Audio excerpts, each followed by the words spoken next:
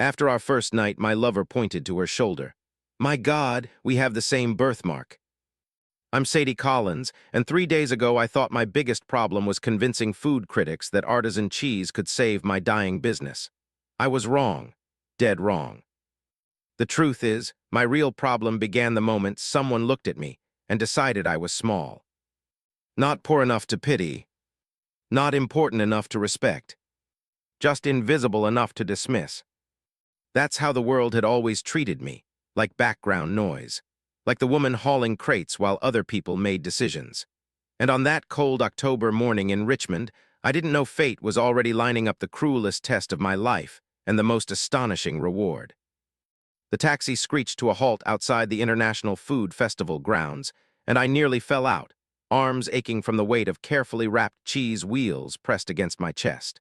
My fingers were numb from the cold and from fear. The kind of fear that settles into your bones when you know you're one bad weekend away from losing everything. The festival was my last chance.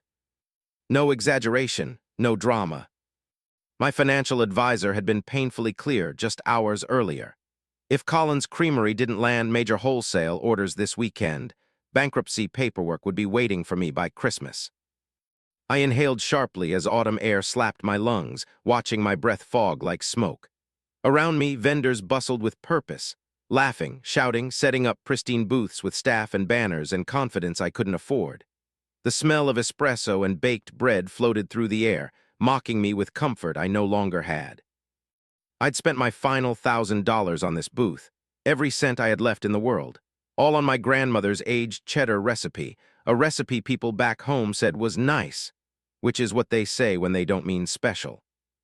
Please, I whispered under my breath, gripping the crates tighter. Just let this be enough. I didn't know that just a few blocks away, a woman named Alice Parker was having her own collapse, storming out of a glass-walled conference room, heels striking marble like gunfire. I didn't know her yet.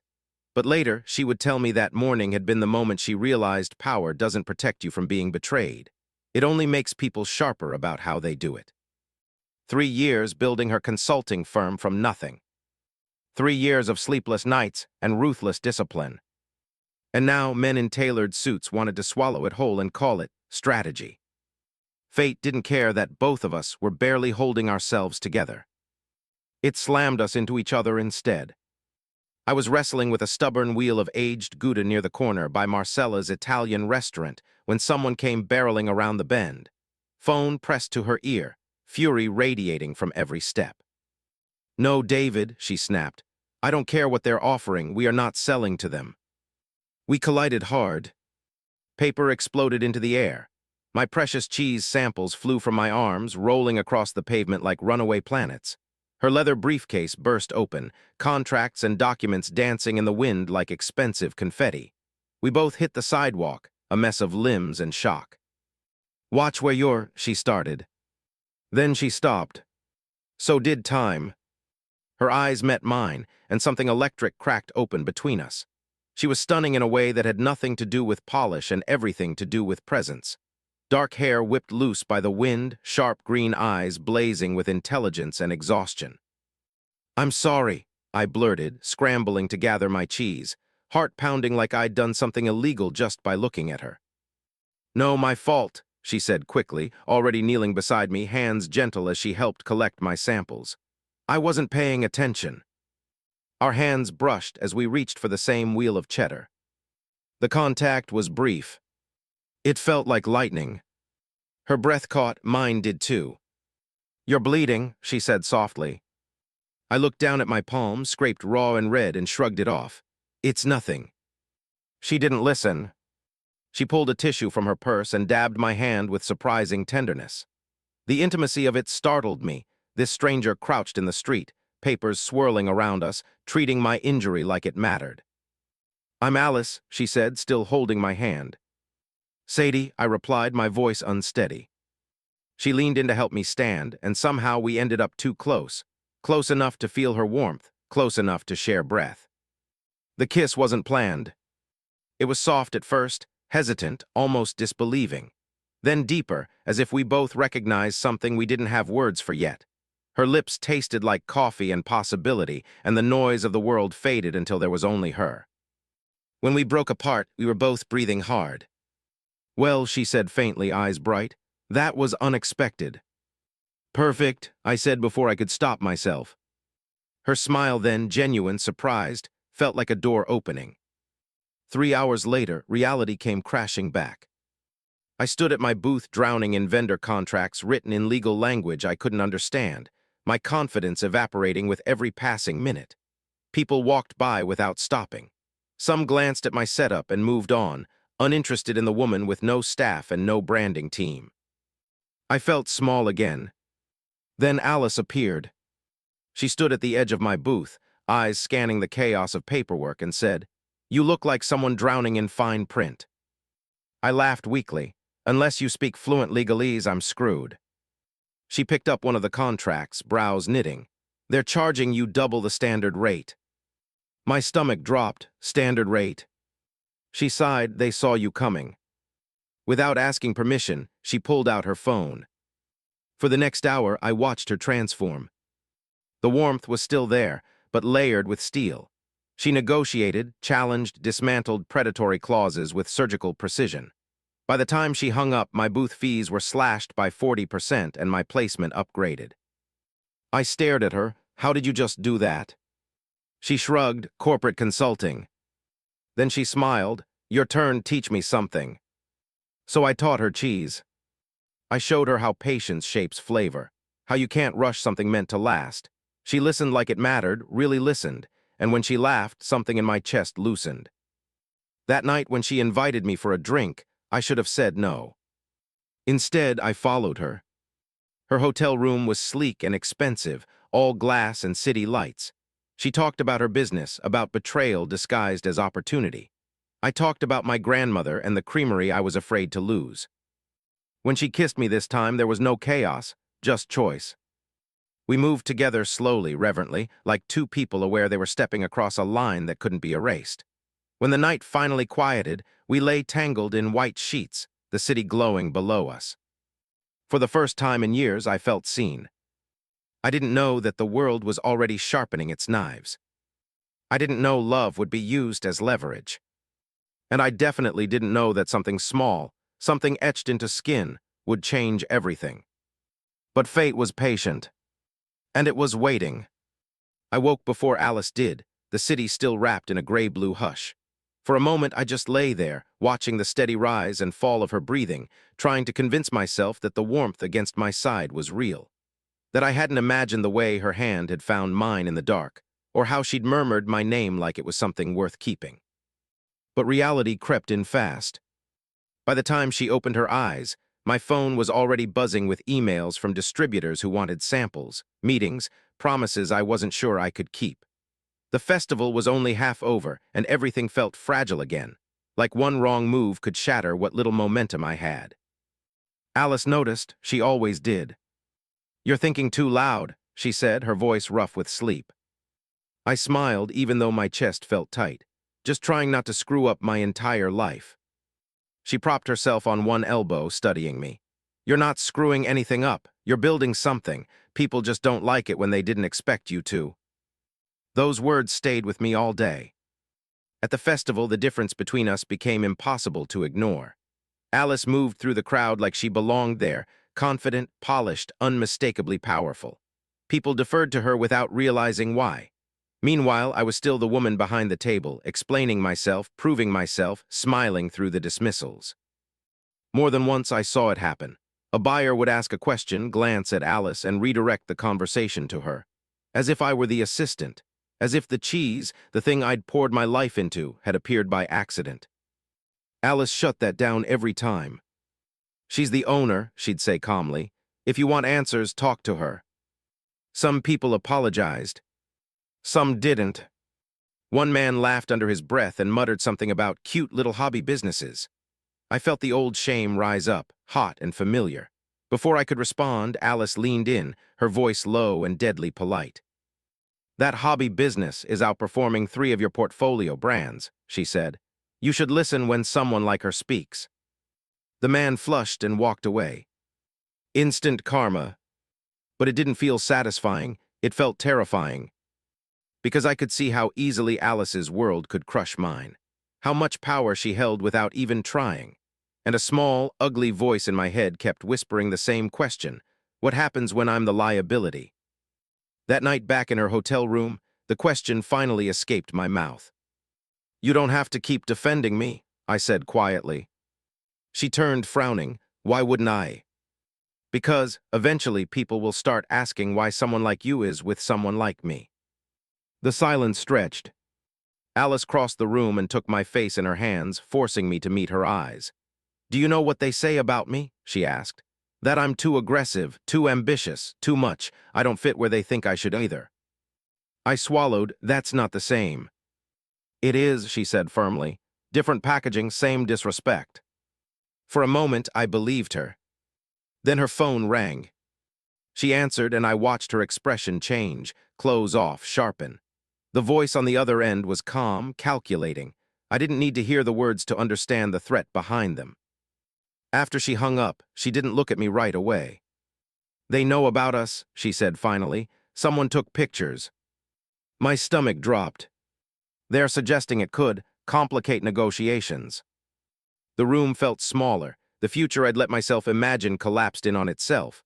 I thought about my town, my parents, my customers, how easily people turn love into ammunition. "This is my fault," I whispered. Alice's jaw tightened. "No, it's not."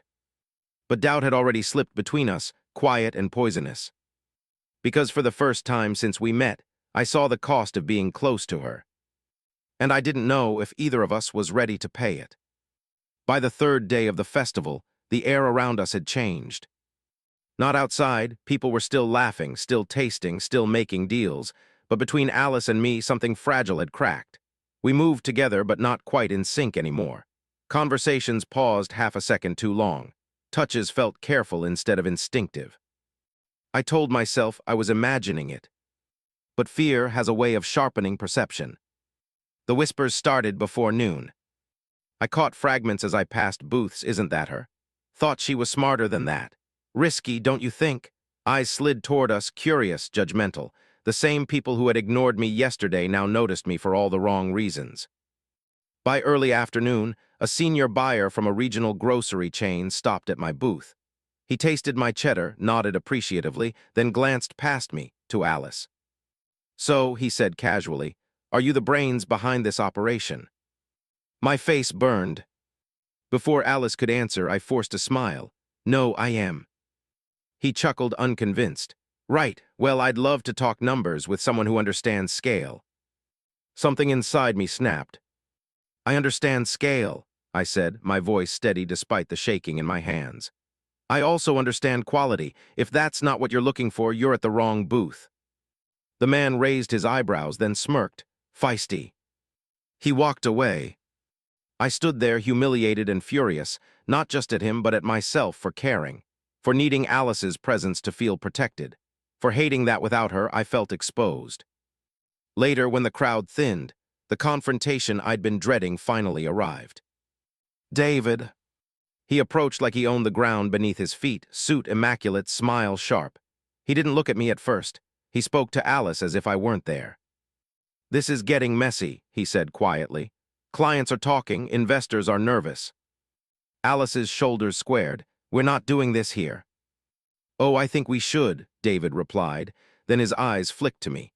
"After all, transparency matters now, doesn't it?" I felt like an exhibit. "You're putting everything at risk," he continued. "Years of work for what? A fling." Alice's voice went cold. "Stop." He ignored her. "You need to decide who you are, Alice, because the woman I went into business with wouldn't let sentiment sabotage her future." The word sentiment landed like a slap. I stepped back before either of them noticed. Suddenly I could see it, the way I looked from the outside, the struggling cheesemaker, the inconvenient truth, the weakness that could be exploited. That night in the hotel room, the fight we'd been circling finally exploded. "You didn't deny it," I said. "You let him talk about me like I was a mistake."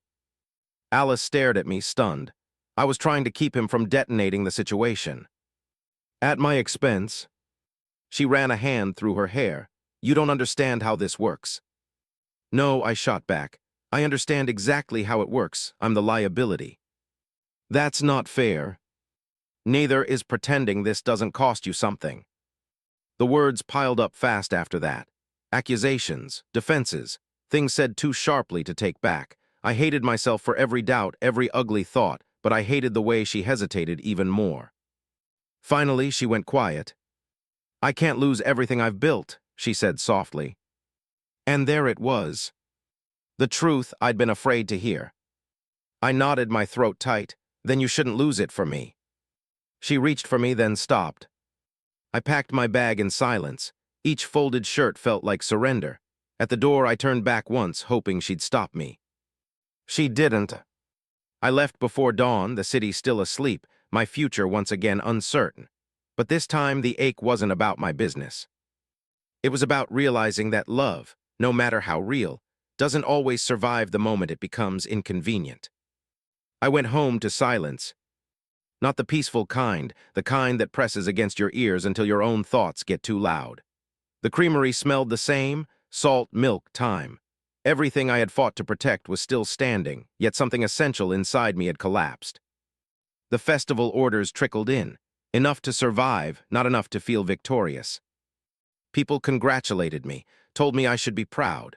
I smiled and thanked them, then cried alone in the aging room where no one could hear me. At night, I replayed every moment with Alice, dissecting it until the memories hurt more than the absence. I told myself she'd moved on.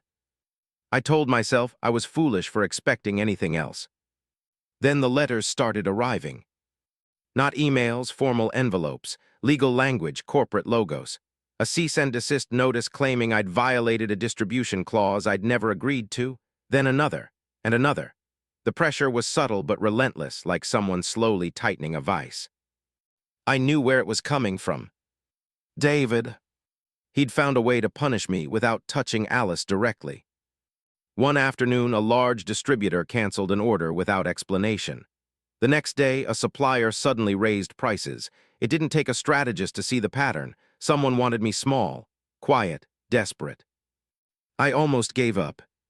Almost. What stopped me was my grandmother's old notebook, the one she used to scribble recipes and thoughts in the margins. One line stood out, written in shaky ink. "They can take contracts. They can't take what you know." So I fought back the only way I knew how. I refined, I perfected. I stopped chasing approval and focused on excellence.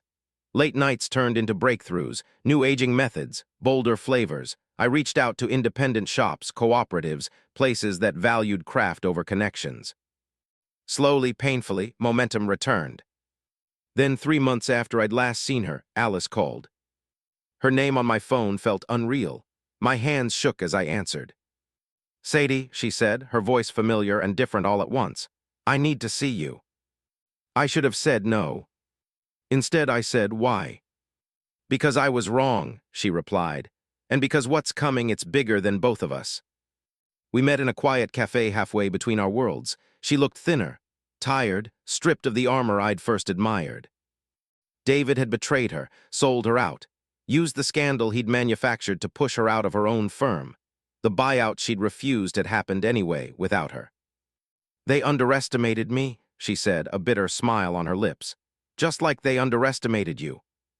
I listened, guarded, as she told me everything. The lawsuits, the power plays, the moment she realized silence wouldn't save her. "I didn't leave you because I was ashamed," she said. "I left because I was afraid, and I hated myself for it." The anger I'd been holding cracked open, revealing something softer underneath. "I didn't need you to be fearless," I said quietly. "I needed you to be honest." She nodded. "I am now." She reached across the table, hesitating before touching my hand, and that's when I saw it. A small mark on her shoulder, visible beneath the cafe light. My breath caught. I knew that mark. I had the same one. I stared at her shoulder longer than I meant to. Alice noticed my silence and glanced down, then back up at me. "What is it?" she asked. My voice came out barely above a whisper. "That mark on your shoulder." She frowned slightly. "I've had it my whole life. Why?" I rolled up my sleeve, my pulse pounding so hard I could feel it in my throat. The cafe noise faded into nothing as I turned my shoulder toward her. The same mark. Same shape. Same place. Alice's eyes widened. My God, she breathed, we have the same birthmark. For a moment, neither of us spoke. Two women who had been torn apart by fear and power games now staring at proof that something deeper, something inexplicable, had tied us together long before contracts or careers ever existed. It's ridiculous, I said finally, forcing a shaky laugh. Just a coincidence. Maybe, she replied, but her hand trembled as it brushed the air between us, stopping just short of touching my skin. Or maybe it's a reminder. Of what neither of us said. What she did say next changed everything. I didn't come here just to apologize, Alice admitted. I came to warn you. David didn't stop with me. He's consolidating suppliers. If you don't align or sell, you'll be pushed out. I felt anger flare, sharp and hot. Let him try. She smiled faintly. That's what I was hoping you'd say. Alice had been quiet since losing her firm. Watching. Learning. While David believed she was finished, she'd been building something new, an alliance of independent producers, legal advisors, and ethical investors tired of watching powerful men crush small businesses. You don't need to be rescued, she said, but together we can make sure they never do this to anyone else again. For the first time, I wasn't afraid of her power. I understood it. We worked in secret, contracts reviewed by people who actually cared, evidence gathered, patterns exposed. When the lawsuit finally came, it didn't come from us. It came from regulators. David's empire began to crack under the weight of its own corruption. Suppliers spoke up. Emails surfaced. Clauses designed to trap small producers were declared predatory. Instant karma doesn't always arrive with fireworks. Sometimes it arrives as accountability. The day the ruling was announced, my phone didn't stop ringing. Orders flooded in, not because I was pitied, but because I was respected, because people finally saw the value of what I'd built. Alice stood beside me at the press conference, not as my savior, not as my shield, but as my equal. Later alone, she turned to me. I don't expect forgiveness, she said, but I hope for a chance. I looked at her. The woman who'd fallen, learned, and stood back up without stepping on anyone else. Then start by staying, I said. The day my grandmother's cheese won the National Artisan Award, I didn't think about money. I thought about survival. About the version of myself who once stood behind a folding table, praying strangers would take her seriously. About how close I'd come to believing the lie that power only belonged to people who already had it. The award ceremony was held in a grand hall lined with chandeliers and quiet arrogance. The kind of place where small producers were usually invited as decoration, not contenders. When my name was announced, there was a pause, a fraction of a second where the room recalibrated. Then applause. Real applause. I walked to the stage, heart racing, and caught sight of Alice in the crowd. She wasn't in a tailored suit this time, no armor, just herself. She met my eyes and nodded once, pride soft and unguarded. Afterward, the calls came from everywhere. Ethical investors, cooperative networks, international distributors who had heard what happened and wanted to be part of something clean, something fair.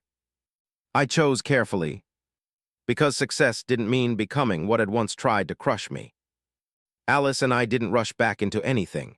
We rebuilt the way we should have from the start, with honesty, patience, and boundaries that protected both of us. She never tried to manage my world. I never tried to shrink hers. We were stronger for it. Months later, on a quiet morning, we stood together in the creamery as sunlight spilled across aging shelves.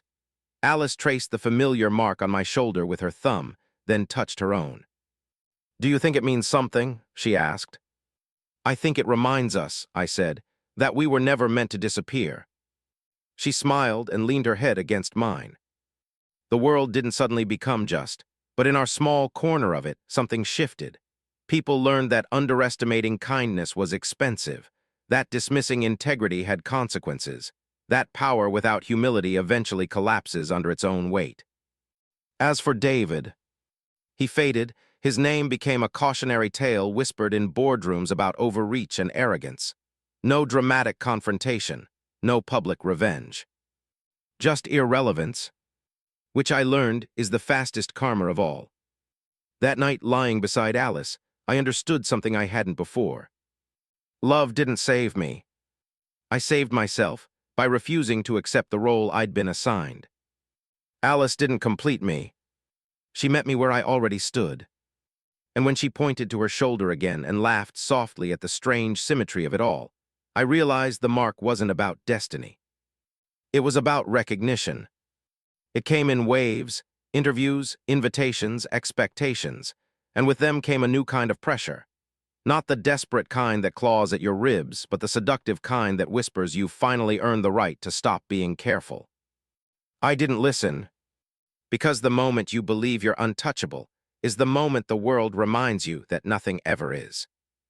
The creamery expanded, but not the way consultants suggested.